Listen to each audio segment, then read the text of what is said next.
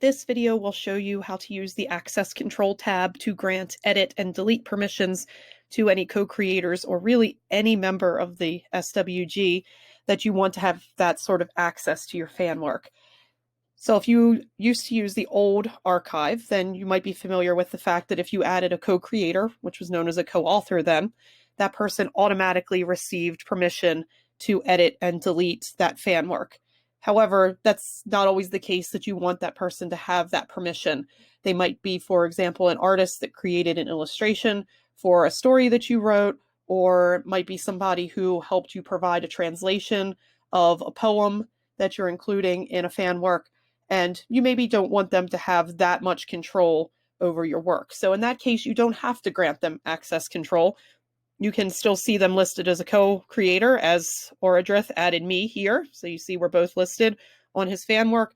But right now, I do not have any ability to add or delete that fan work until he grants me that ability, which he's about to do. So you would click to open up your fan work. You'll go to this screen after you save. So if you want to grant edit access right away, it makes sense to do it now. And you'll see this tab, Access Control, up here, and you're going to click on that.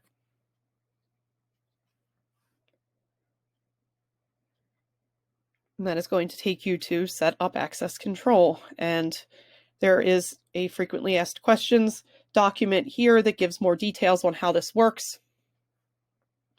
But if we scroll down here, we have two options. We have update access, which would mean that I would have access to edit or update this fan work. And then we have delete access, which is self-explanatory. So he's going to grant me edit or update access, but he is not going to grant me delete access. So he would begin typing my name in here. And then you select the person you want. If he wanted to add multiple people, like say there was another person who is not a co-creator, but maybe he wants that person to be able to have access to make edits.